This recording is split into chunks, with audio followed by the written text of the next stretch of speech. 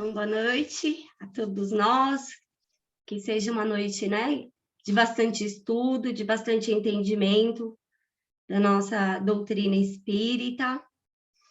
Nós vamos iniciar aí mais um estudo pelo Espiritismo para Todos, com muita felicidade, né, no coração, em poder estar tendo o entendimento que Kardec e os espíritos, né, prepararam para nós, e hoje acho que tem, né, bastante coisa importante para a gente refletir aqui nesse estudo.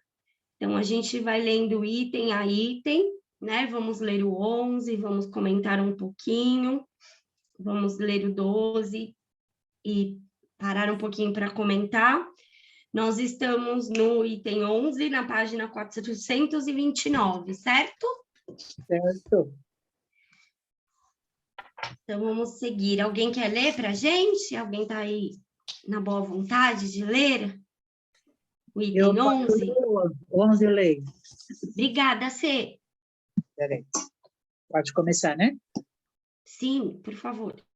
É possível que um espírito não se aperfeiçoa jamais? Não.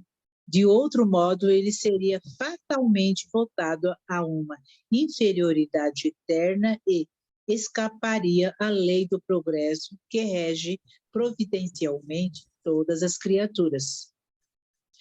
Tendo sempre o espírito seu livre-arbítrio, seu aperfeiçoamento é por vezes muito lento e sua obstinação no mal muito tenaz. Ele pode persistir anos e séculos, mas chega sempre um momento no qual sua teimosia em enfrentar a justiça de Deus se dobra diante do sofrimento em que, apesar de sua soberba, ele reconhece o poder superior que o domina. Assim que se manifestam nele as primeiras luzes do arrependimento. Aqui, 97, tem uma nota aqui, deixa eu acabar de ler, arrependimento. Deus lhe faz entrever a esperança.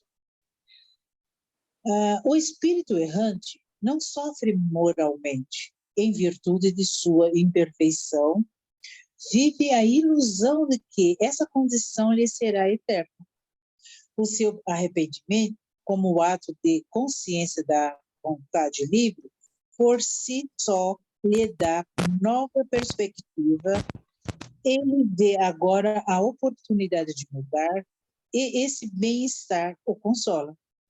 Dessa forma, escolher uma encarnação penosa está na perspectiva do remédio amargo que cura, e ele escolhe livremente tomá-lo, pois o resultado definitivo importa-lhe mais que o transitório fel. Nota do escritor. Por isso tem mais. Não. O 12. Quaisquer que sejam a inferioridade e a perversidade dos espíritos, Deus nunca os abandona. Todos têm seu anjo guardião que vela por eles, observa-lhes os movimentos da alma e se esforça para neles suscitar bons pensamentos, o desejo de progredir e de reparar numa nova existência o mal que fizeram. Porém, o guia protetor age quase sempre de maneira oculta, sem exercer nenhuma pressão. O espírito deve se aperfeiçoar por conta da sua própria vontade e não em decorrência de qualquer coerção. Ele age bem ou mal em virtude de seu livre-arbítrio, mas sem ser fatalmente impelido em um sentido ou no outro. Se ele faz o mal, sujeita-se às consequências enquanto persista no mau caminho. Desde que dá um passo em direção ao bem, ele sente imediatamente os efeitos. 13. Vamos parar um pouquinho, Cê, e vamos comentar, refletir nos itens, porque são importantes, né? Alguém quer comentar alguma coisa sobre a questão que ele colocou aqui no 11, no 12?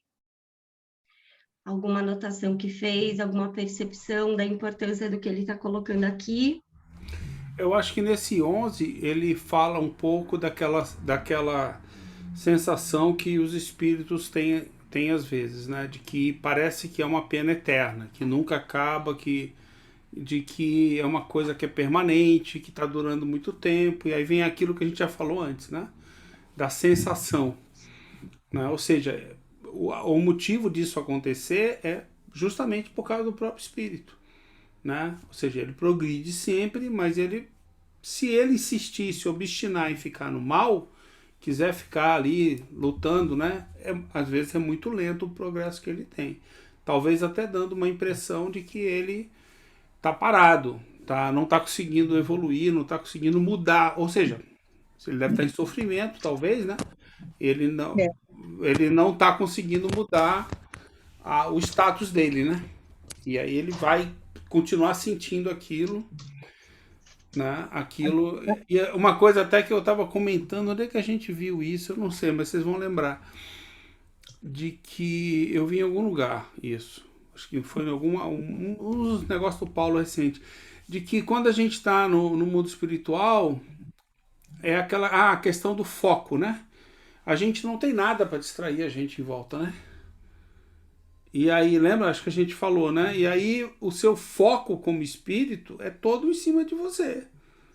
Né? Sabe aquele negócio? Aí eu já tô meio incomodado. Ah, vou ouvir uma música, aí você distrai. Não, vou pensar numa coisa, vou sair, ou seja, vou tirar a cabeça do problema. Só que quando você está no mundo espiritual, você não tem esse subterfúgio. E aí o espírito mantém o foco muito mais intenso e permanente. Imagina foco permanente num sofrimento que você está passando. Meu Deus, acordar pensando que eu conheço a Ju e tendo pena do Alê. Meu Deus, isso deve ser um inferno, só me imaginar. Meu Deus, o Alê, coitado. É um pensamento horroroso esse, então. Estava demorando. Mas o Alê, ele acho que ele não tem essa condição ainda de pensar. Não não, eu cheguei à conclusão que ele deve ser simples e ignorante, coitado. Ele não percebe ainda Ele vai ficar o castigo que foi imposto a ele. Oi. Oi, Dani. Aí, Cecília. A A Cecília provocou. A revanche. Não, falando sério. Aí, assim, fica imaginando, né? Quer dizer, quando você tá no mundo espiritual, o teu foco é nesse sentido, né? E aí você imagina o sofrimento que você vive não dá para disfarçar, né? Ah, peraí que eu vou ali ouvir uma música, ligar a televisão, falar com alguém. Não dá. É você e você. Tomar um banho de praia. Não praia. dá. Você não tem como fugir. E imagina a urgência que o espírito deve ter em resolver, Pois é. correr atrás. E quando a gente está encarnado aqui, a gente pode deixar a existência toda em distrações, que é um mundo de distrações mesmo, para a gente distrair da vida interior, né? E focar só na vida exterior. Aí desencarna, só fica, por que eu não fiz? Eu devia ter feito, eu devia ter. Essa é a nossa o campo vida. da música, Satiro. Quê?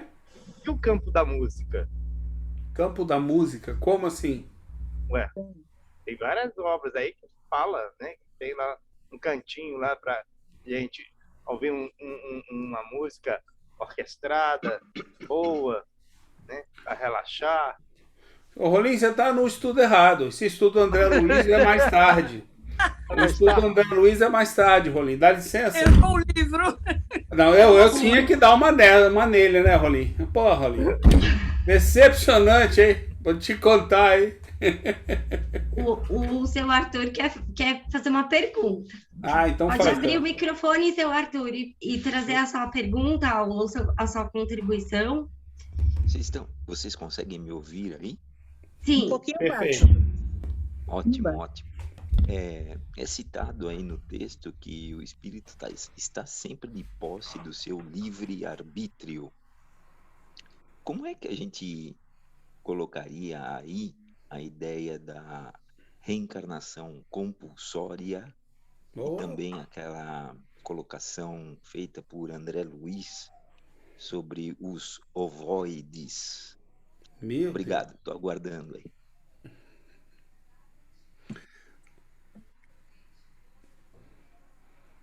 Então, quando a gente é uma boa reflexão, seu Arthur.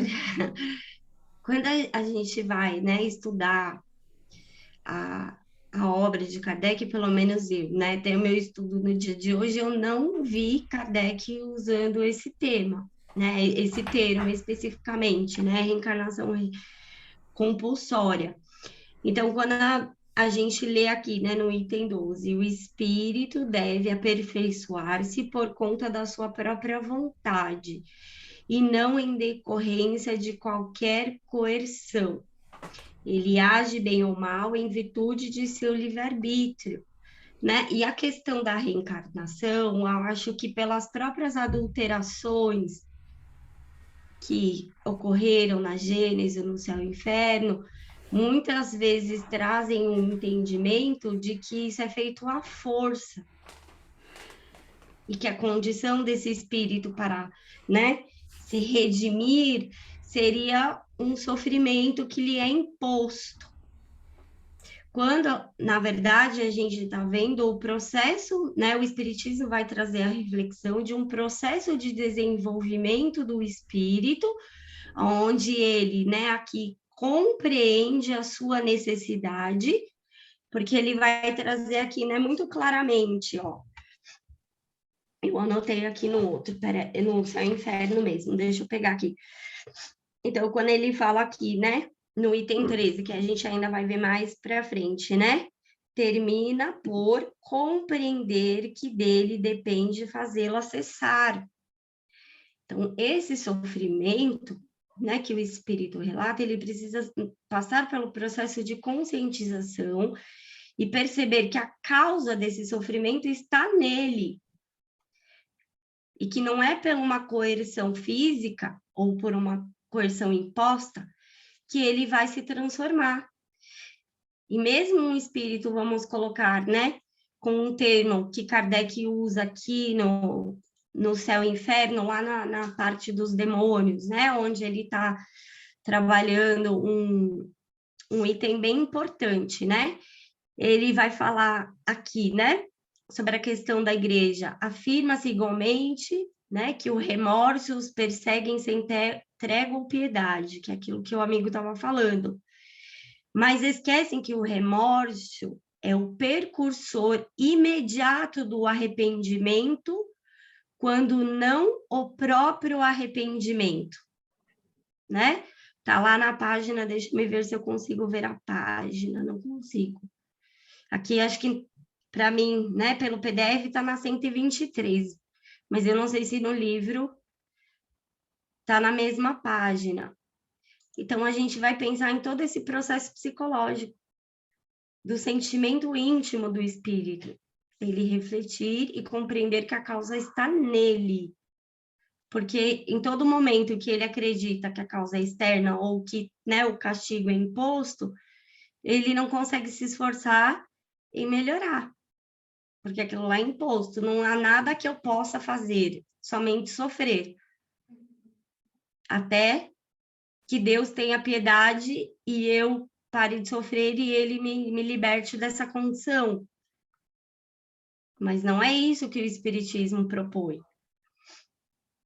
Não sei se alguém pensa diferente ou, né, quer colocar, acrescentar alguma coisa diferente. Eu vejo o seguinte, Ju. Eu vejo que tem um probleminha aí. Talvez quando utilizar a palavra compulsória pela primeira vez, alguém utilizou, talvez tenha utilizado ela num sentido lídimo, verdadeiro. Porque o que significa compulsório? Imposto, né? É algo imposto. Não, imposto, mas não é só isso. A palavra ela tem vários significados. Um dos significados de compulsório é necessário. É um dos significados. Mas quando a gente está colocando a palavra, ela pegou esse sentido, esse pejorativo de obrigado imposto, constrangido a fazer, né? E vamos pensar assim, o livre-arbítrio. Nós vemos que na Gênese, no céu e inferno, o espírito nas primeiras encarnações não tem livre-arbítrio. Então, a encarnação para ele é compulsória, é necessária. Para ele adquirir o quê? O livre-arbítrio, a consciência. Então, é uma coisa natural. Compulsória é uma coisa necessária, uma coisa natural. Agora, esse sentido que eles quiseram dar de pejorativo, de castigo, eles transformaram a palavra compulsório em castigo. Quanto aos ovoides, que o senhor Arthur perguntou aí, no centro espírita que eu frequento, uma vez a gente trouxe o Arilex, que era um médico conceituado aqui de São Paulo, e ele tem um livrinho dele chamado Pureza Doutrinária. Apesar dele ser um daqueles, de uma geração bem antiga, com uma visão de espiritismo, em alguns pontos assim meio cerceada, né, pela moral da época, ele tem uma coisa que me chamou a atenção, que ele chegou e falou assim, eu não aceito essa história de ovoides. Então ele foi falar com o Chico, um dia que ele estava junto ao Chico Xavier, e ele inquiriu o Emmanuel, tanto na questão dos ovoides, quanto na questão das almas gêmeas, que o Emmanuel, né, vamos dizer assim, ele tem essa fé nas almas gêmeas. Aí o Emmanuel falou a célebre frase, olha, toda vez que o meu pensamento, do André Luiz, ou de qualquer um, entrar em oposição ao que Kardec escreveu, não titubeiem, fiquem com Kardec. E ele repetiu essa palestra, né? Isso em várias palestras que ele teve. Então, é um dado importante, né? Muitas vezes a gente toma, veio de uma fonte que não pode ser questionada. Gente, você pega o livro dos médiuns lá, tem as comunicações que está assinada por Jesus. O que o Kardec fala? Inquira. Ele não está vendo problema nenhum na comunicação. Mas ele fala, inquira. Porque como é que eu vou acreditar numa assinatura dessa? Com uma voz, ele coloca, né, que o estilo é muito pomposo para ser Jesus. Né? Muito, não no sentido de elevado, mas muito pouco coloquial, porque Jesus é um espírito que deve falar uma linguagem coloquial para ser entendido por todos. Por todos, Né? Ele não vai ser cheio de aspas, as palavras que ele vai falar. Ele vai ser uma pessoa mais direta, ele tem o domínio da palavra de falar com simplicidade. Não precisa ter uma linguagem pomposa. Veja, é uma opinião de Kardec. Mas ele fala, inquira. Porque assinou Jesus, não, inquira. E olha que não viu problema nenhum na comunicação. Hoje em dia, um médium fala, todo mundo... Então, nós temos de tomar, né? Essa história dos ovoides, está lá. O espírito está dando a opinião dele, uma das hipóteses. Outra, quem editou o livro que tem ovoide? Cadê o original? Sempre tem esse questionamento também. A gente tem que fazer uso da razão. Kardec sempre colocou, faça tudo e ainda faça uso da tua razão. Se não fizer sentido, não aceite. Senão isso daí vira o quê? Dogma. É assim. Você não entendeu, mas você aceita. Virou dogma. Se você não entendeu, não aceite. Mas também não descarte. Deixa ali no cantinho e vá pensar nisso mais tarde, quando você tiver outros instrumentos para poder decidir se é ou não é. Esse é o método kardeciano. Coloca de lado, espera mais informações, e quando ele fala mais informações, não é informações que alguém vai dizer, mas informações que quando você estiver mais instruído, para você tirar as suas conclusões. Né? O que não quer dizer que você também possa mudar de ideia, né? Você está mais esclarecido? Ah, legal, obrigado aí, pessoal. Valeu.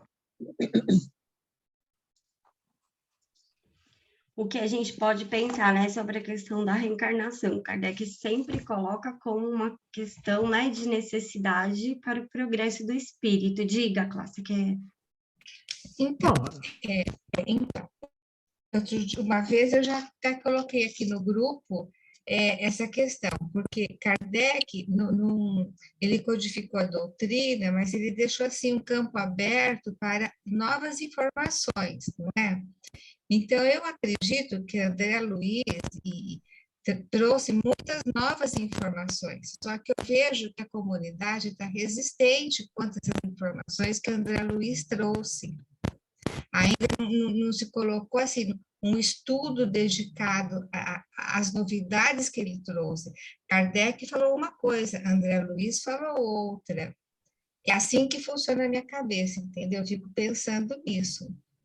Porque o espiritismo não pode ser só Kardec. Outros vieram pós-Kardec. Leon Denis falou outras coisas, entendeu? E tantos outros, e até André Luiz. Então, assim, acho que quando vem uma questão dessa, a resposta, no meu entender, é o que eu responderia, que ainda está em aberto, não foi dedicada ao estudo. Não é voltar lá para o Kardec. Ah, se o Kardec não falou, então... Entendeu? É assim o meu sentimento. Eu fico assim, então, a questão a que a gente está falando, claro, não é que Kardec não falou. Não está escrito o termo, né, reencarnação compulsória.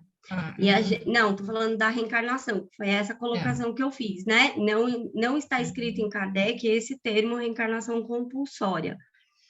Agora, se somos espíritas, né, devemos estudar as obras propostas, né, pelos espíritos, que foi codificada por Allan Kardec. Então, quando vamos pegar um outro livro, independente do nome do médium e do espírito, temos que ter, primeiramente, o entendimento da doutrina espírita, para que você possa, né, fazer a leitura e falar, isso está de acordo com os princípios estabelecidos, porque os princípios foram estabelecidos. Tem coisas que o nosso próprio desenvolvimento intelectual e moral nos vai trazer respostas.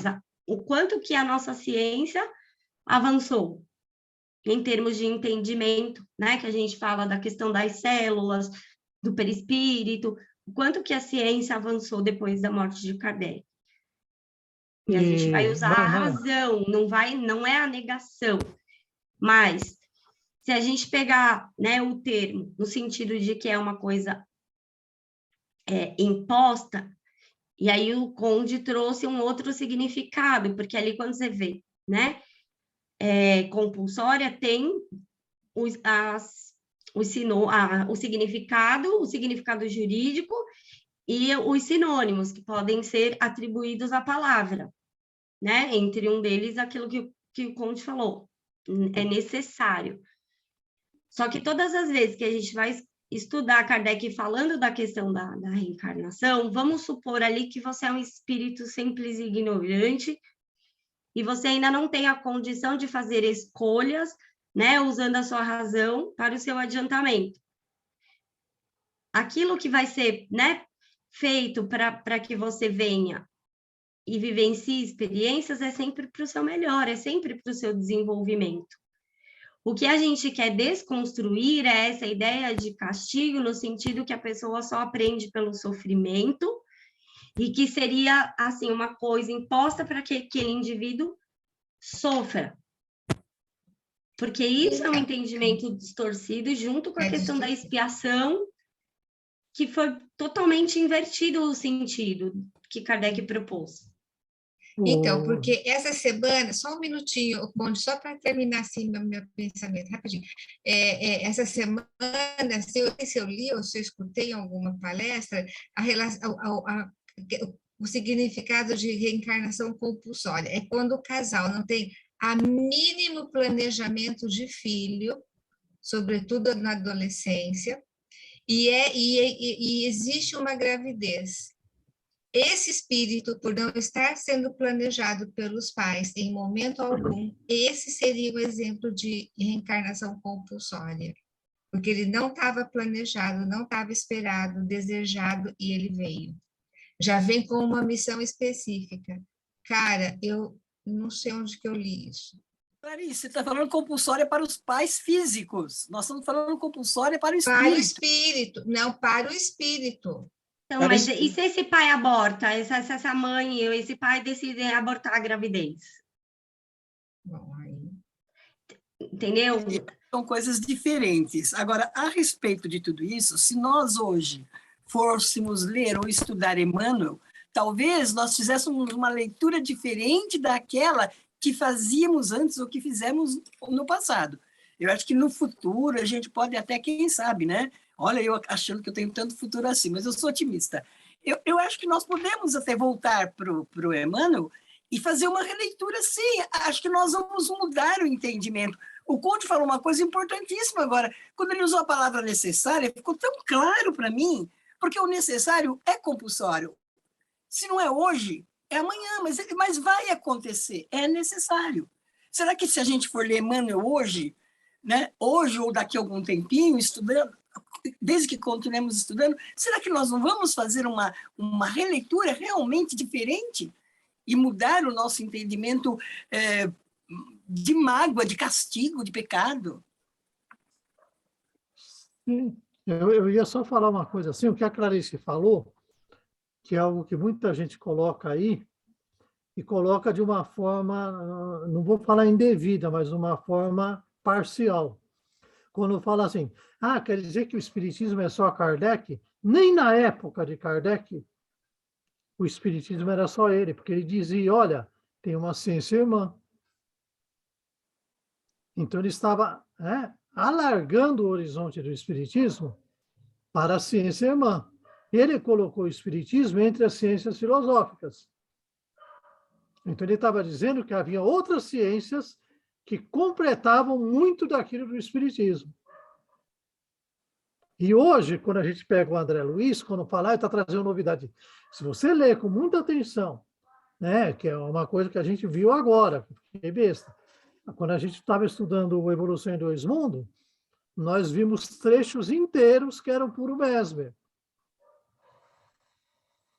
Quem lê os livros do Mesmer, começar a ler lá o Evolução em Dois Mundos, fala, poxa, mas isso daqui é idêntico, é como se ele tivesse, com outras palavras, falando o que Mesmer falou.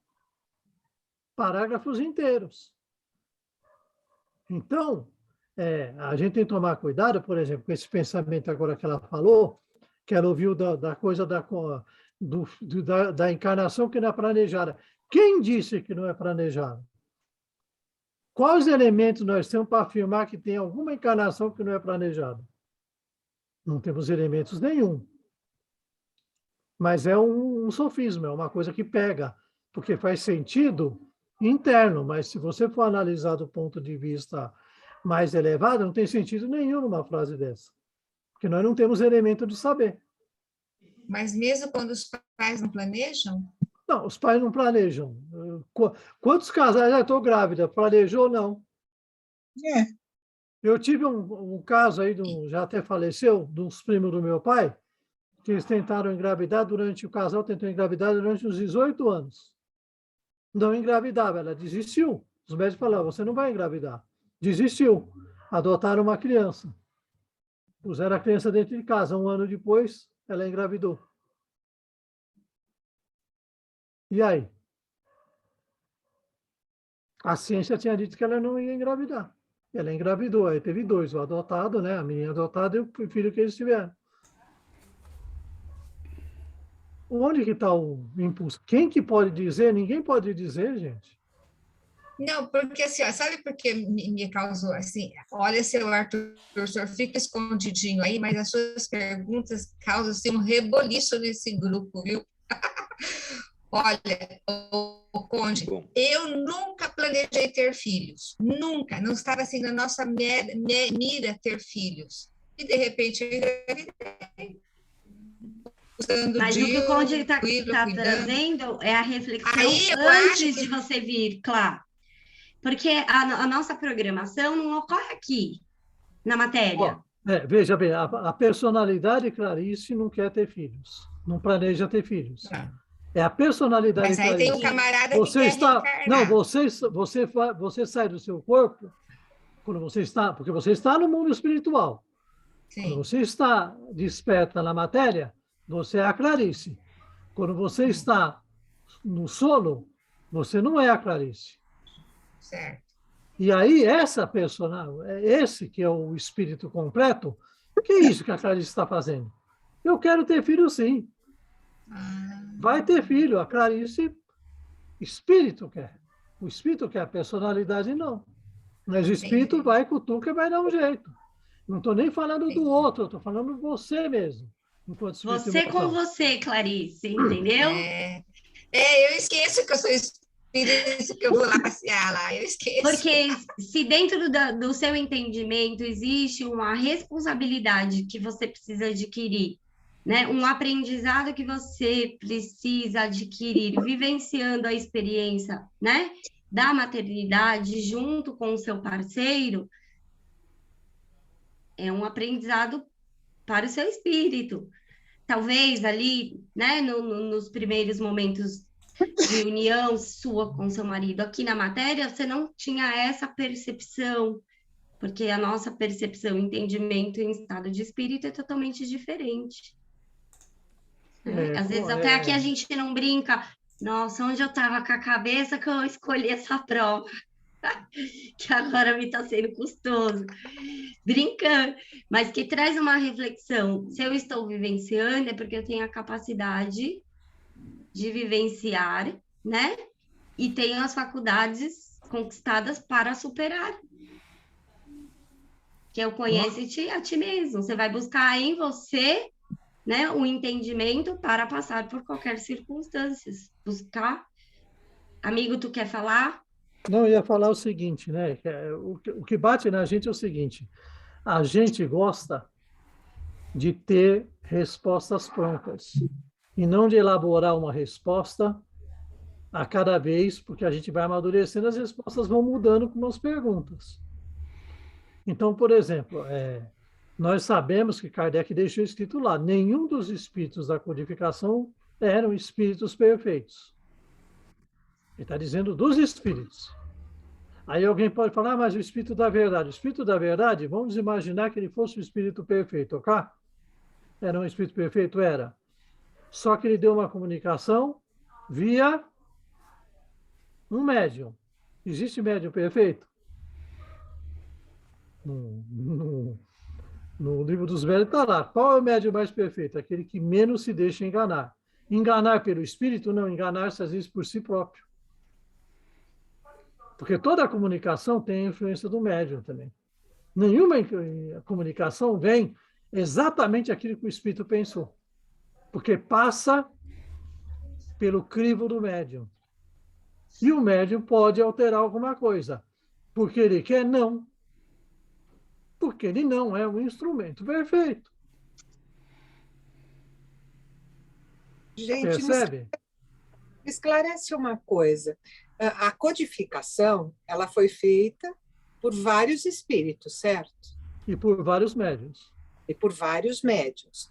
Então, assim, a codificação, ela se diferencia de qualquer outra escrita de qualquer outro autor, por mais que a gente ache o autor bom, porque, na verdade, é a opinião de um único espírito, não é?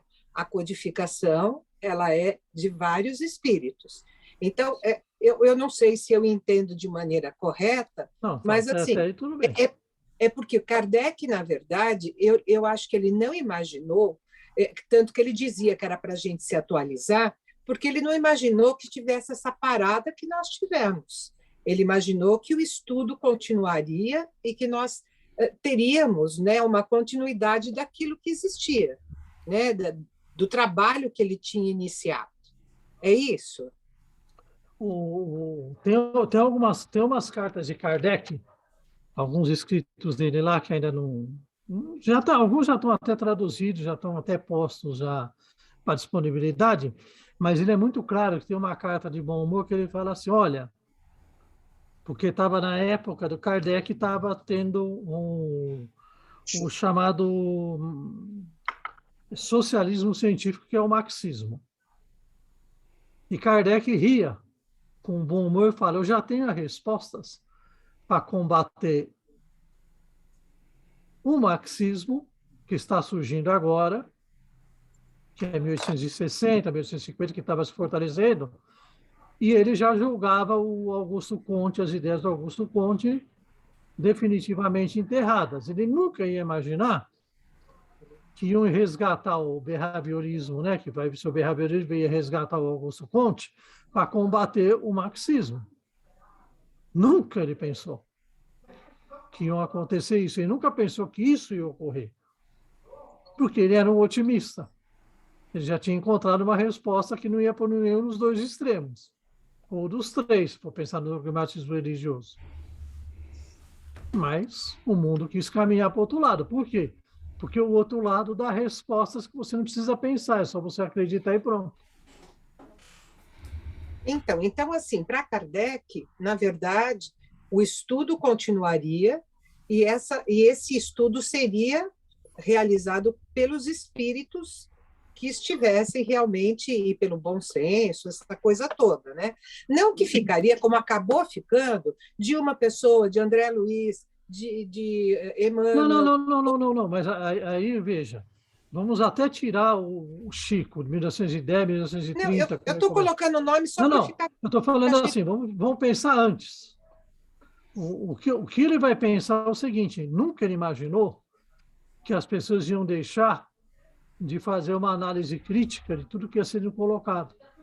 Porque ele fazia uma análise crítica, ele combateu o dogmatismo dentro da Sociedade Parisiense de Estudos Espíritas. Então ele falava, olha, não é porque o Espírito está se comunicando com você que você é mais importante ou menos importante. Olha, não é porque o Espírito falou que você tem de acreditar. Isso ele falava com os médiuns de confiança dele. Então, ele sempre inquiria. Inquiria por quê? O que tem de fazer parte o Espiritismo não é só quem coordena, tudo bem, quem coordena são os espíritos desencarnados. Mas a construção é coletiva. Existe a coordenação deles, vamos dizer, eles são os mentores. Mas a construção tem de ser coletiva, porque os espíritos não querem que você aceite porque eles disseram. Isso tem de virar verdade na tua cabeça. Isso tem de ser compreensível na tua cabeça. Se não é compreensível na tua cabeça, o projeto não vingou. Hoje em dia as pessoas, é porque eu tenho de ter fé. Mas que fé? A fé é esclarecida. Era isso que eles pediam. Hoje em dia nós temos fé, porque eles dizem que o médium tal. Tá? Porque o espírito tal que falou para o médium tal, não é assim. Né? E hoje em dia o pessoal bota lá, né? O pessoal fala, mas os Kardec também tinham os padres, os santos, que se comunicavam e assinavam como tal. Né? Mas havia ele que dizia e falava assim, não me interessa a assinatura, interessa o ensinamento. Tá bom. Hoje em dia vai a veneranda fala outro mundo. Gente, dá a impressão que tem que a Virgem Maria falou. Mesmo que fosse o uso da razão. Dentro disso daí, deixa eu só colocar um ponto. Tem 2 pontos. O primeiro ponto é rápido. Existe uma lei da reencarnação que é debatida nas obras de Kardec várias vezes. E que nós ainda, por necessitar estar no plano material, estamos submetidos. Tá? Então existe uma lei da reencarnação, saca? Tipo uma lei da gravidade. Ou seja, nós vamos... E aí eu acho que ajuda aquela explicação que algumas pessoas usaram o termo compulsório, que eu acho meio sacanagem, porque fica dúbio, pode parecer que é obrigatório. E, na verdade, ela é necessária. Tem um A termo... dúvida que eu tenho, Sátiro, eu concordo com você, mas a dúvida minha é o seguinte: talvez a primeira pessoa que usou compulsório, Sim, ela sim, usou tem no usado sentido certo. livre. Pois é, mas... Agora, eu não estou dizendo que isso é uma certeza, eu estou fazendo uma Não, lança mas da eu hipótese. entendi, nós Agora, que entendemos. as pessoas usam de má fé, porque daí vai trabalhar a ideia dos orientais. Olha, É, você tem de se libertar da roda das encarnações como se isso fosse um justamente. castigo. Não, esse aqui é o ponto. Isso é uma lei de Deus. Por quê? Porque nós para poder evoluir enquanto na matéria, depois que a gente não necessita mais, a gente não precisa mais dessa lei. Tem um artigo na Revista Espírita que num trecho fala assim: a questão é saber se a lei da encarnação existe ou não existe. Para os espíritas, há 1000 provas por uma que é inútil repetir aqui. Direi somente que o espiritismo demonstra que a pluralidade das existências é não só possível, mas necessária, indispensável, e dela encontra a prova, sem falar da revelação dos espíritos, e aí ele segue lendo no artigo. Ou seja, exatamente nesse sentido. Então ela é necessária, primeiro ponto. Então a lei da reencarnação, ela é necessária.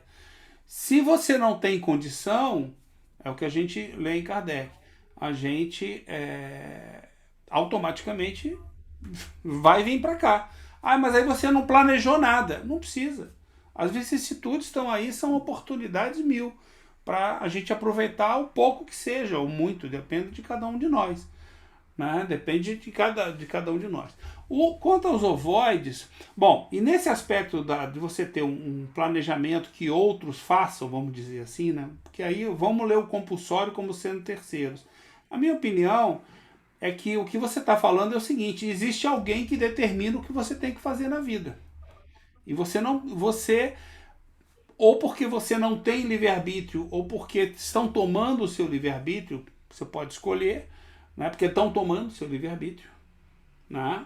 Quer dizer,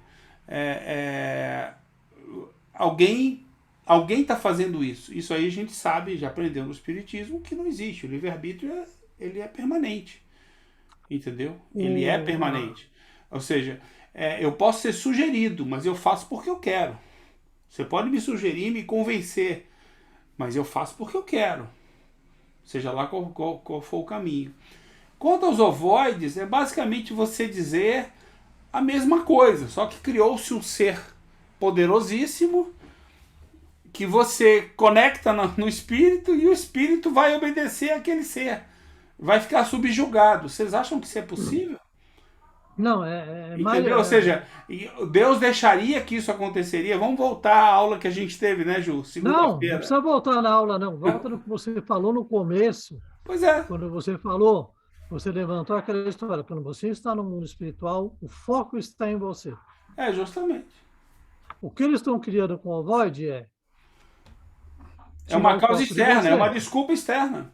É tirar o foco de você. Tirar o foco de você. Agora vamos pensar. Espírito retrograda? Não. Justamente. Esse era o meu último ponto que eu ia Ou lembrar. Seja, se o ovoide fosse o espírito, então ele está dizendo, lá está dizendo, não é o espírito. É a forma com que ele vai se manifestar. Mas veja, a forma com que ele vai se manifestar, ela pode ser cerceada quando você está materializado, porque você está cerceado a ficar preso aos sentidos que o vaso físico te dá, que é um vaso carnal animal. No mundo espiritual, se o foco está em você, você pode tomar a forma que for, mas o foco continua em você. Você pode enganar todos. Você não engana quem? A você mesmo. Você não consegue. Eu só queria resumir isso para mostrar o seguinte, no final. Todos esses conceitos, que são simples de se compreender, mostram o que nós aprendemos com Kardec. Coloca a razão na frente. Coloca a razão. Um minutinho só, Conde. Coloca a razão na frente. Aqui Kardec nos trouxe.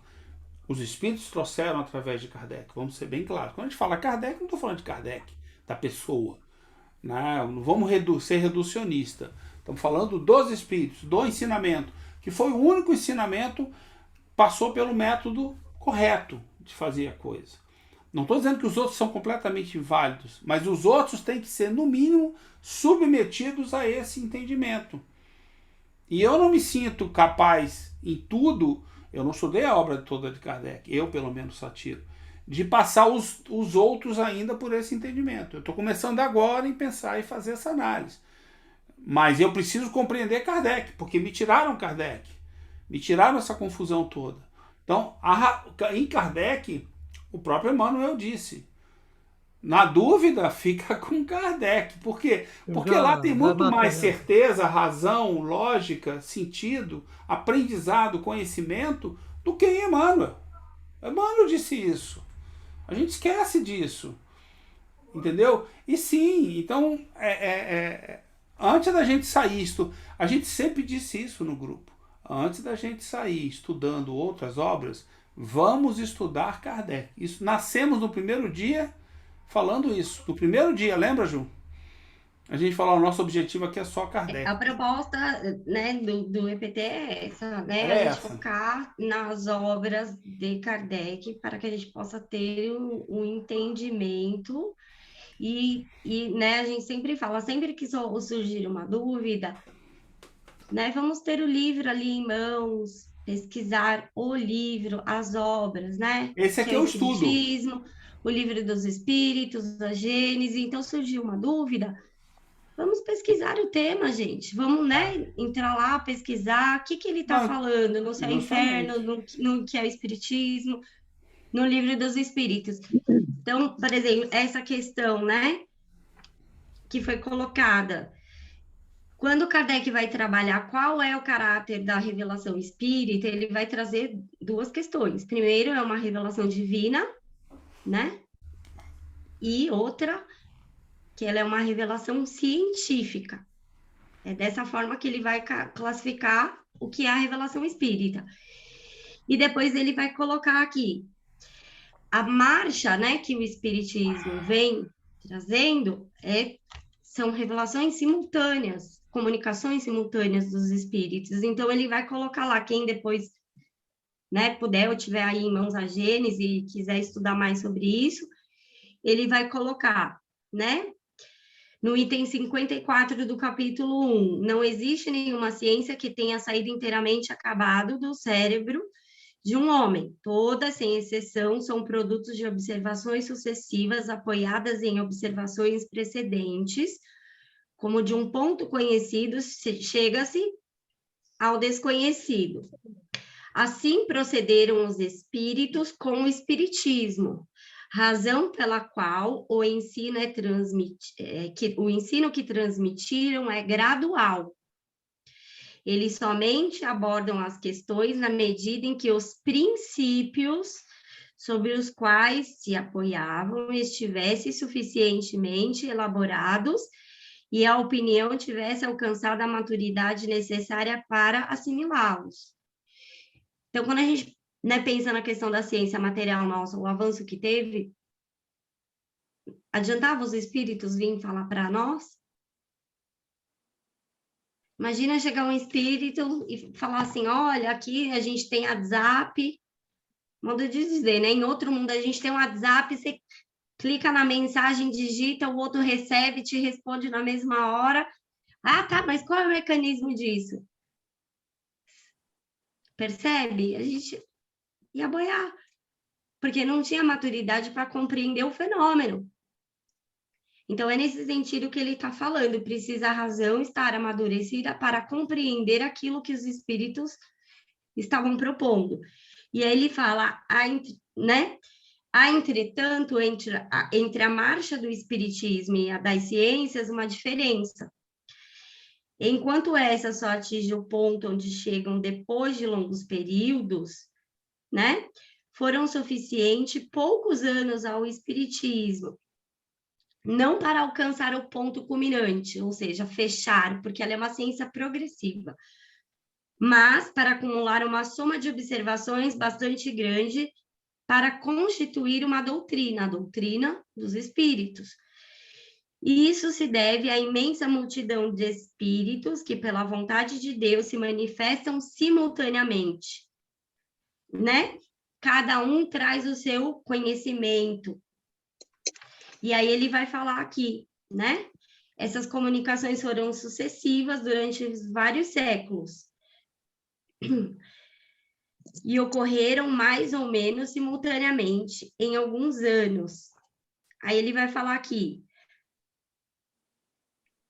por meio de comparação, né, ter um controle de alguma maneira imediata e permanente da universalidade do ensino, dado nenhuma de suas partes ter valor nem autoridade maior que sua conexão com o conjunto, pois todas devem harmonizar-se, né, tornar-se lugar no arcanjo geral, chegando cada um a seu tempo.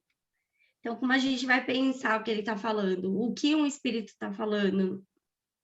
Lá no centro do João, do Pedro, do Carlos, tem que ter uma conexão, tem que ter uma lógica, né? É uma comunicação de acordo com o entendimento do espírito, mas ele está trazendo o mesmo entendimento. E aí vai se observar, se concluir aquilo como um princípio. E aí ele é muito claro, né, quando ele fala, não devemos tomar a opinião pessoal do espírito, seja ele qual for, como um princípio doutrinário. Para que exista um método, tem que ter universalidade. Hoje a gente não tem, infelizmente, isso. Não tem comunicações simultâneas. Então, o centro do fulano recebe a comunicação do espírito que né, é o mentor daquela casa e o mentor vai dizer como que aquela casa tem que agir. É assim que a gente vê os funcionamentos internos. Não se tem esse objetivo. Que era, na época de Kardec, era diferente. Então, né, depois, Vamos quem seguir, quiser... Ju, acho que o pessoal já pegou. Vamos seguir no estudo? Vamos. Isso aí é sobre... Então, ele vai até o método. item 58, 59, ele vai estar explicando tudo isso. Né, o que é a revelação espírita. Então, vamos retomar. E né? a questão aqui, ó, vamos lá, né? Quando ele está falando aqui no item 12, para a gente refletir, né? Qualquer que seja a inferioridade ou a perversidade dos espíritos, Deus nunca os abandona.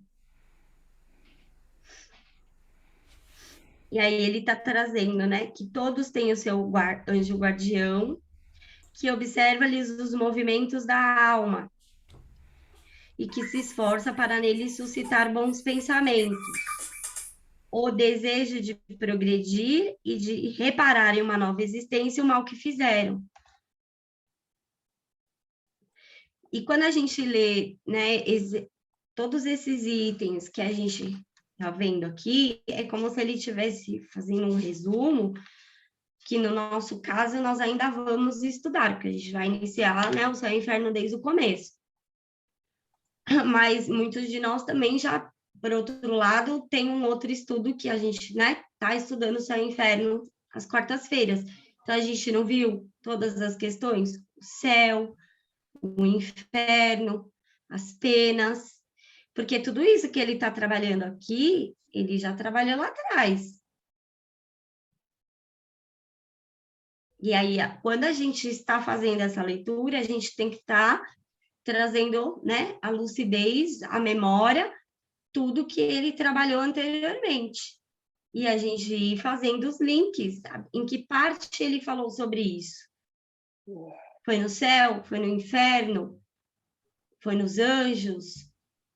Foi na referência aos demônios? Então, ele... E aqui, ó, na questão, quando ele coloca, né? O espírito deve se aperfeiçoar-se por conta da sua própria vontade e não em decorrência de qualquer coerção. Ele age bem ou mal em virtude de seu livre-arbítrio. Aqui não é um resumo da autonomia moral do espírito, da moral proposta pelo espiritismo, que é a moral da liberdade? É a síntese que ele, né? É a plena autonomia do espírito, pela sua própria vontade. Porque até o momento em que esse espírito é conduzido, ele não está desenvolvendo as faculdades da alma.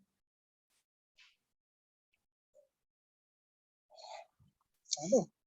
E a nossa proposta enquanto espírito não é desenvolver os atributos da alma, razão, vontade, senso moral, livre-arbítrio, né? Reduzir as paixões, ter, né? O domínio das paixões, o enfraquecimento do instinto, para que a gente haja pela inteligência racional. E eu só posso agir racionalmente fazendo uso das minhas escolhas, certas, erradas. Sem esse exercício, eu não desenvolvo. Porque aí a gente perpassa pela questão do erro. Eu errei, eu estou condenado. E aí a gente vê todo o estudo que Kardec está trazendo nos capítulos precedentes do entendimento da igreja. E onde ele vai complementar na Gênese, quando ele vai falar do erro, da queda, né, de Adão e Eva, que é o que ele vai perpassar aqui. Nesses itens, ele está falando sobre isso. Sobre a doutrina dos demônios, é uma refutação sobre isso. A inferioridade desse espírito, ou que exista nele uma perversidade, é momentânea. Porque existe a lei do progresso. Quando que ele vai sair dessa condição? Quando ele fizer uso da sua vontade. Né?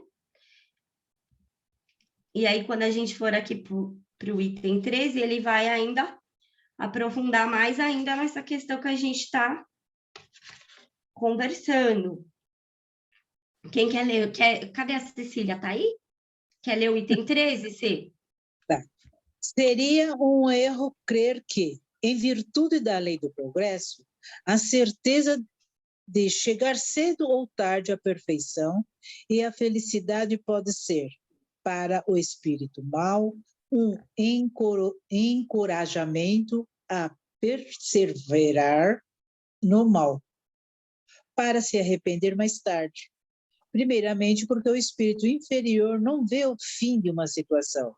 Em segundo lugar, porque, sendo o espírito o artífice de sua própria infelicidade, termina por compreender que dele depende fazê-la cessar e que, quanto mais tempo persistir no mal, por mais tempo ele será infeliz. Que seu sofrimento durará para sempre se ele próprio não lhe puser fim. Será então de sua parte um cálculo errado pelo qual ele seria o primeiro enganado. Se, ao contrário, o segundo dogma das penas irremissíveis, toda a esperança lhe está para sempre interditada, ele persevera no mal porque não tem nenhum interesse de envolver ao bem que proveito algum lhe traz. A razão diz de que lado está a verdadeira justiça providencial e onde melhor se mostra o amor de Deus por suas criaturas. Diante dessa lei, cai igualmente... Tem a nota C, a nota 105. Eu não vi, cadê onde está? Quer que eu leia? Não, eu não estou vendo onde que está essa nota 105 Quando aqui. você leu, se mostra o amor de Deus por suas criaturas. Aí tem o 105, antes do item 14. Então, eu não tenho aqui. No livro não tem. O livro não está aqui, também não tem. Ai, desculpa, gente, eu tô com o seu inferno. Bom, aí... Eu tô com os dois livros abertos aqui, ó. Não, tá certo. É que a minha anotação tá tudo no seu inferno. Tira uma estrelinha dela. Não, seres inferiores a gente perdoa, Conte. A gente... assim mesmo. É muito livro. Eu estava pensando aqui que ela estava com anotações originais do Kardec e não deu para gente. Não, o Paul Janet tem privilégio, bom, recebe antes do Paulo. Tem privilégio, Vanessa. Mas, ó, vamos pensar aqui numa palavrinha que ele coloca, né? Quando ele coloca que o espírito é o artífice da sua própria infelicidade, ele termina por compreender que dele depende fazê-la cessar. Quando cessa? Quando ele compreende, quando ele entende que a questão está nele.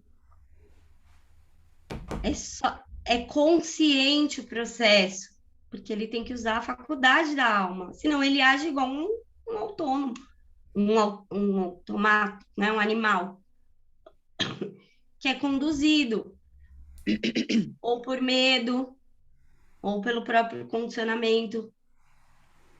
E quando a gente está estudando a questão do mal, um espírito perverso, mal com né? Ele tem consciência e ele está fazendo uma escolha.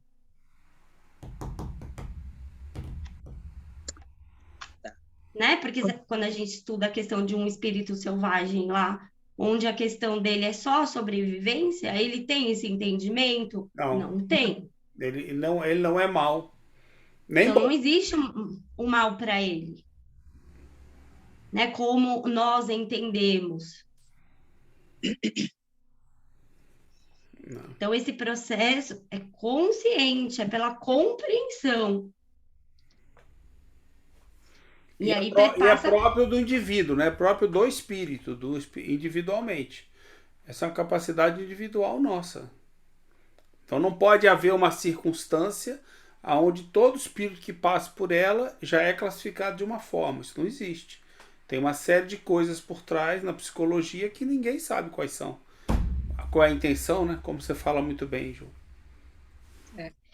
Então, mas não existe o entendimento que quando você está passando uma vicissitude, né? E eu estou falando por experiência, você ouve a pessoa falando assim, ó, eu apanho do meu marido todo dia. É um exemplo, tá, gente? Mas a minha família não aceita que eu me separe porque isso é contra o que Deus quer. Porque o que Deus uniu, o homem não pode separar. Isso é pecado. E a pessoa ali fica. Ou por outras crenças, ou por outras questões religiosas, porque ela entende que se ela não se submeter a essa condição, o castigo de Deus vai ser ainda pior sobre ela. Não, ou por interesse, né? Ela pode estar muito confortável em outros aspectos da vida dela de casal e querer ficar ali aguentando mais. Eu tô falando no caso de uma mulher que apanha todo dia. Não é confortável você apanhar todo dia.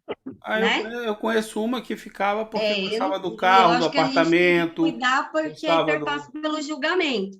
Não, pois é, mas eu conheço. O que tá ali dentro. Mas sim, amiga, mas tem situações onde o interesse influi. A pessoa não quer perder os bens materiais onde ela vive.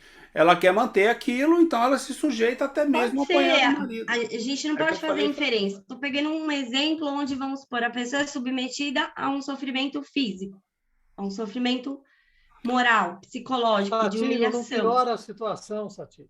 Tá bom. E aí a gente não vai avaliar a situação, a gente está avaliando a crença que paralisa ela, com medo de vivenciar um castigo maior ainda. Esse é o sentido do pensamento e do exemplo. Não julgar o ato, mas ela vivencia uma crença de que Deus, se ela sair dessa condição, ela vai vivenciar um castigo maior ainda por Deus. Ou ela vai ser expulsa da comunidade religiosa que ela vive, porque existe uma crença fundamentada dentro dela sobre Deus. E enquanto essa crença não for desconstruída pelo entendimento, ela não sai dessa condição.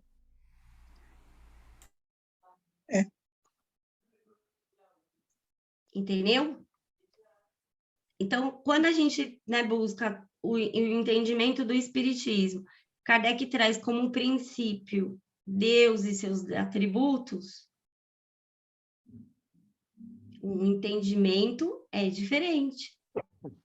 Você pensa de uma forma totalmente diferente sobre a bondade de Deus, a justiça de Deus, a sabedoria de Deus.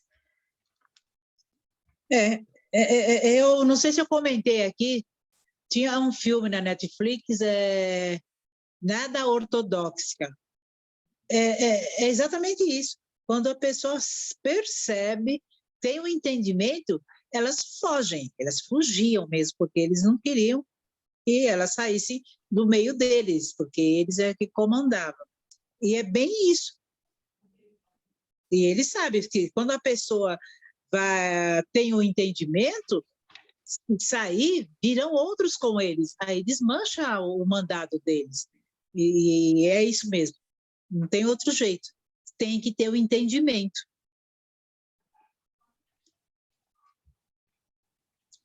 E aí Kardec não fala aqui, ó, não finaliza, a razão diz de que lado está a verdadeira justiça providencial. Sim. E onde melhor se mostra o amor de Deus por suas criaturas? Na razão.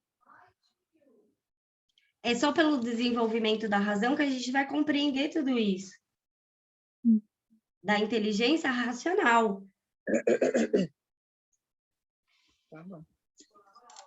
Continua? Continua, no 14, né, que a gente está. Isso.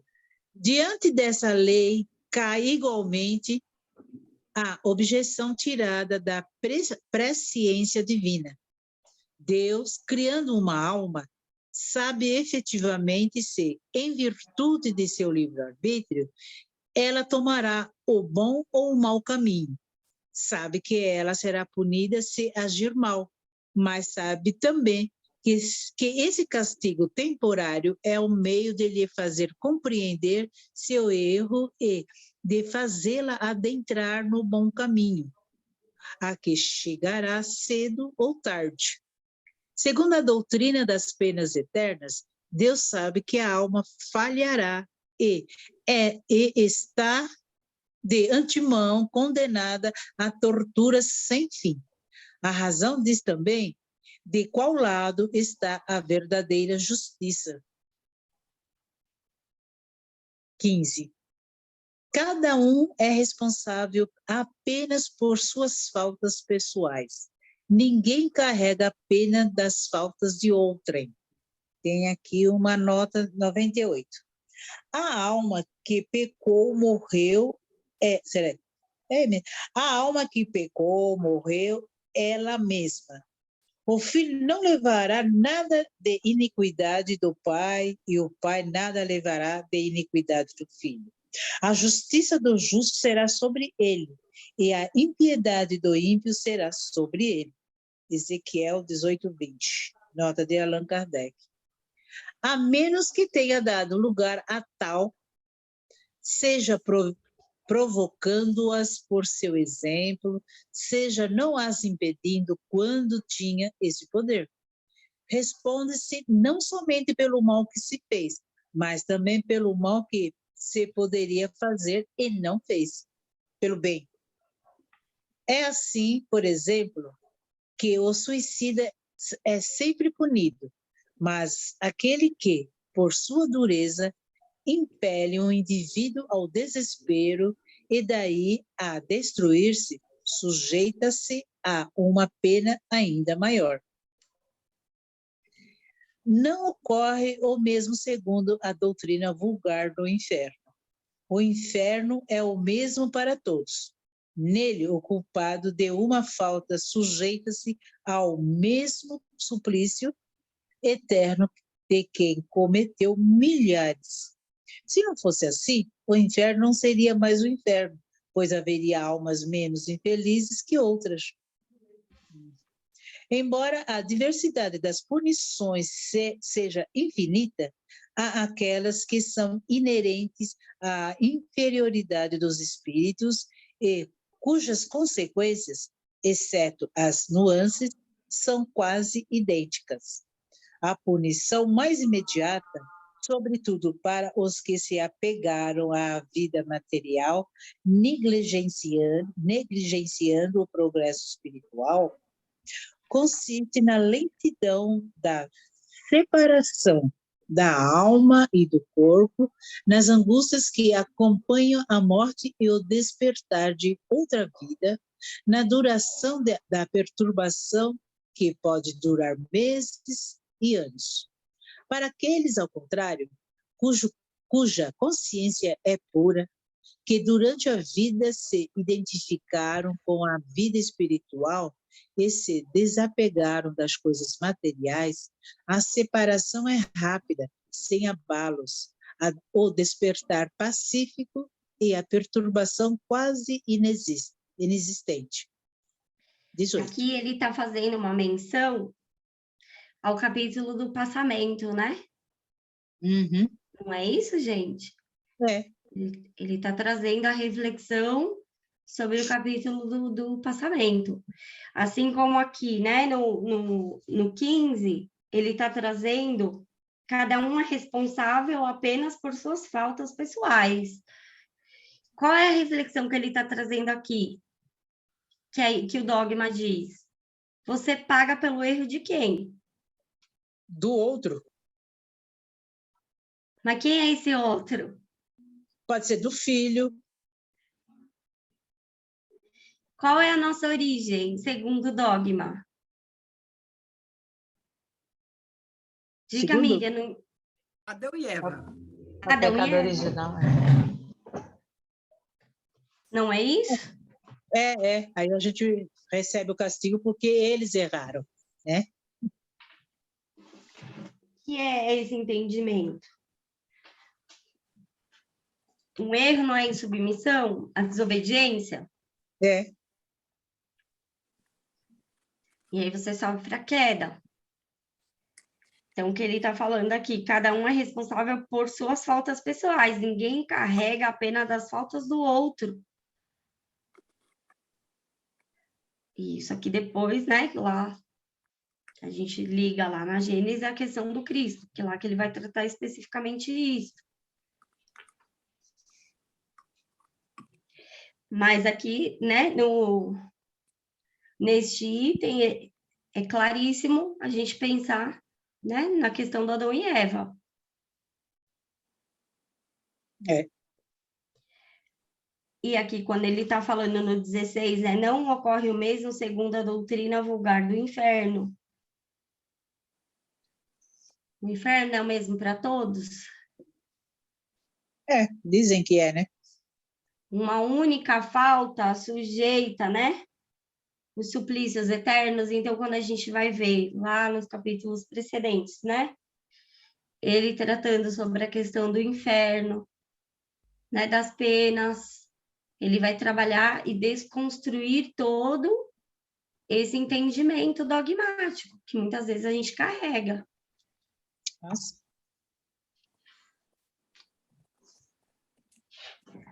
E aqui ele, depois, né, a gente vai ter a oportunidade de ler, né, o passamento, que é onde ele fala bastante aqui nesse item 17, porque aí ele vai escrever, né, todas as questões que envolvem o passamento do espírito. E né, o tipo de morte, a perturbação do sono, o despertar desse espírito na espiritualidade, todas as coisas que ele trabalha lá bem detalhado. E a questão, né, do tipo de morte, o desenvolvimento moral desse espírito. E aí, lá no final, a gente vai ter a oportunidade de ver os exemplos, né? Os depoimentos, as palestras. É. Ninguém quer falar nada, gente? Vocês estão muito quietos. Essa separação, aliás, esse despertar no mundo espiritual, pode ser, porque eu já ouvi falar, em uma semana o espírito já sabe que não está mais no globo terrestre. Isso pode ser? Então, lá nos exemplos, né, o pessoal que está estudando de quarta, a gente já está lá nos exemplos. Então, a gente vai ver que tem evocações, né, na própria cerimônia de sepultamento. Ah, tá. Né? E são experiências riquíssimas. que a gente tem a oportunidade de ver o próprio espírito, né, contando a sua vivência. É muito bonito, né, a gente ter contato com a vivência do espírito, com o depoimento dele, compreender a condição dele. E aí a gente vê a evocação. Ele faleceu, acho que 1 dia, 2 antes. Tem uma que foi de 8 horas depois, ele já foi evocado. Seu Arthur, pode perguntar.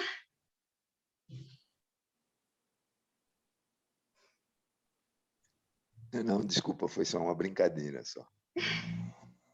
Pode perguntar sempre, seu Arthur. Suas perguntas são sempre muito bem-vindas. Bom, obrigado. Vocês viram, né, gente? Seu Arthur. Mas é que é mania, gente. É seu Arthur, eu chamo seu Rony de seu Rony. Ele fala às vezes para mim, não é seu Rony, é seu Rony. Não é seu Rony, eu acabo esquecendo. Agradeço. Né? Mas seu é uma forma carinhosa, né? De chamar, não fica preocupado. Pode perguntar. O despertar é inerente à condição do espírito, não é isso? É. Isso. Ele vai trabalhar isso, mas também tem a questão do tipo de morte, né? A questão da perturbação, né? Logo após a morte. Então, ele vai explicar bem detalhadamente lá no capítulo do passamento. Uhum. É bem rico, a gente vai passar por esse estudo. Lá, né, aqui no Céu e Inferno tem um depoimento do Dr. Demeuri. Lá na Revista Espírita tem uma cura do Dr. Demeuri, né? Ele trabalhando num processo 1 mês depois de desencarnado. Muito bonito, né? Que ele era de uma amiga próxima dele, a cura de uma fratura lá que ele ajuda, né? Mas ele não deixa ela perceber, porque ela ia se emocionar, muito legal. Depois, é que eu não lembro, assim, de cor o ano, se alguém depois achar o ano, passa aí para o grupo. E lá no capítulo, nos depoimentos, tem o do Dr. Demeuri, que a gente vai estudar. Não vai perguntar, Arthur? Vai. Não, vamos em frente, obrigado. Então, vamos seguir. Um fenômeno muito frequente nos espíritos de certa inferioridade moral consiste em acreditar que ainda estão vivos.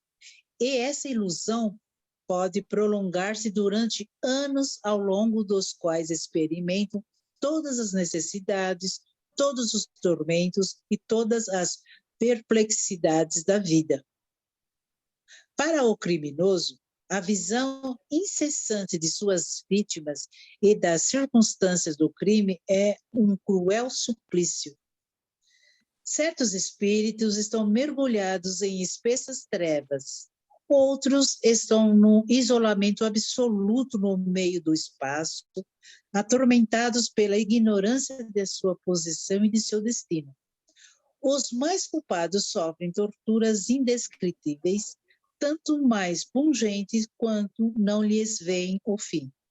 Muitos são privados da visão dos seres que lhes são caros.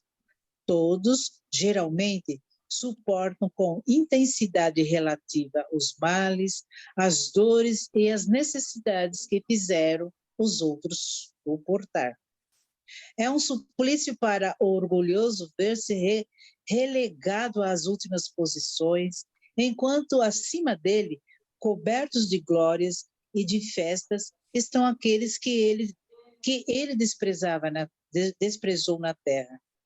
Para o hipócrita, ver-se penetrado pela luz que põe a nu seus mais secretos pensamentos, que todos podem ler, sem nenhum meio para se esconder e dissimular. Para o sensual, ter todas as tentações, todos os desejos, sem poder satisfazê-los. Para o avaro, ver seu ouro dilapidado e não poder retê-lo. Para o egoísta, ser abandonado por todos e sofrer tudo o que os outros sofreram por ele.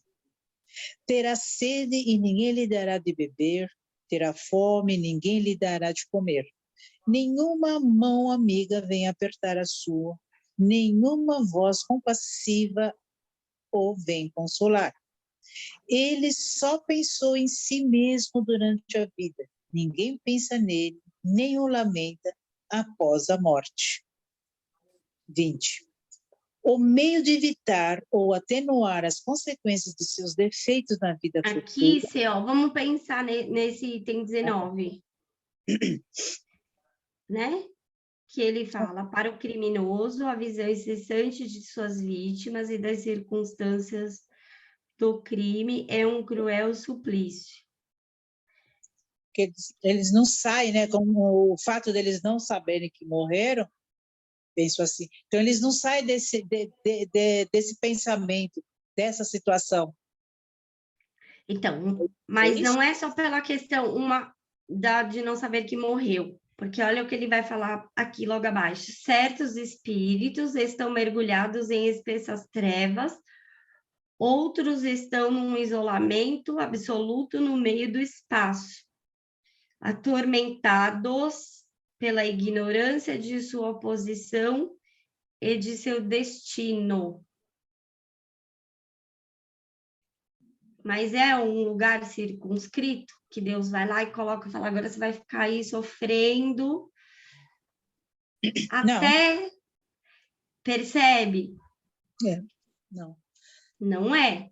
Não é. Porque ele mesmo na dor dele vai ficar ainda, como aquele danado que tem na Revista Espírita, que acabou ficando na casa onde ele cometeu o crime, mas ele poderia ter ficado em outro lugar.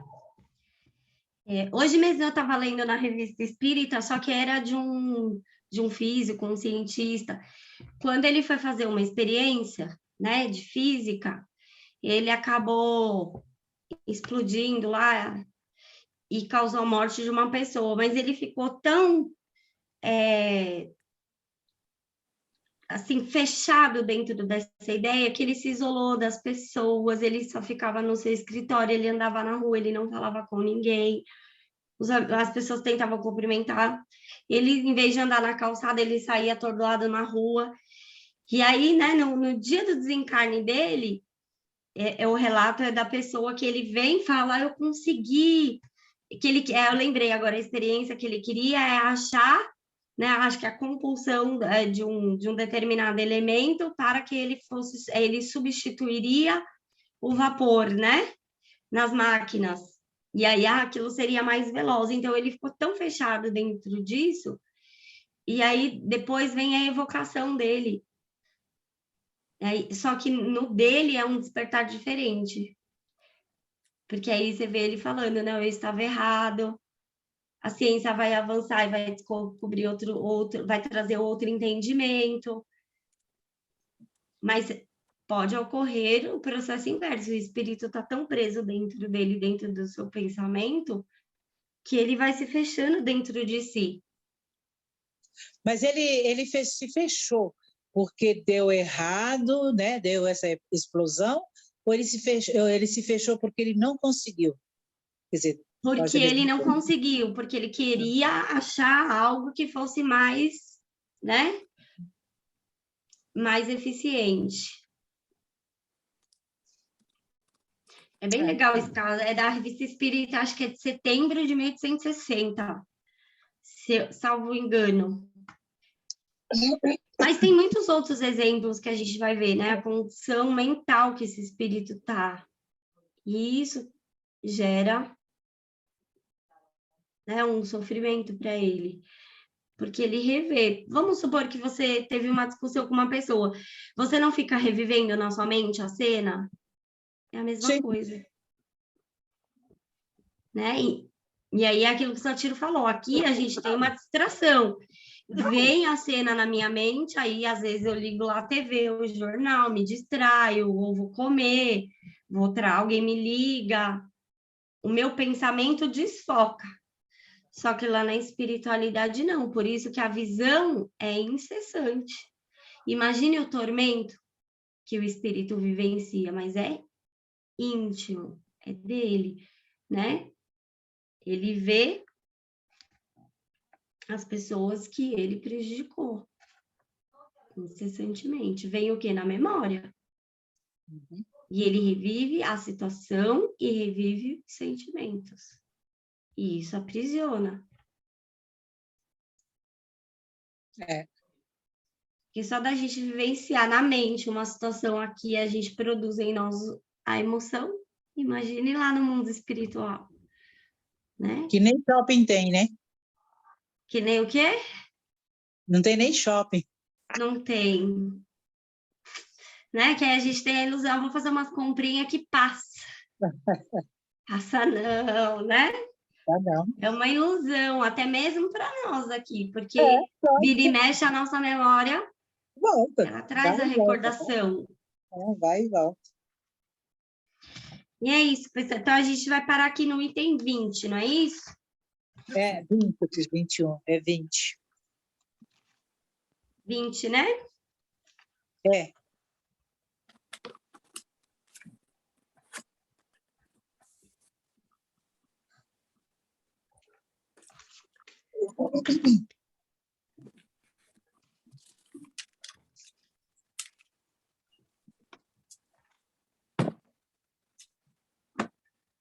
Crianças, boa noite a todos.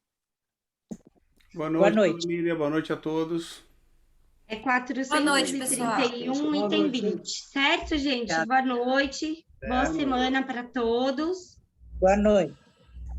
Boa noite. Boa semana. Tchauzinho. Tchau, pessoal.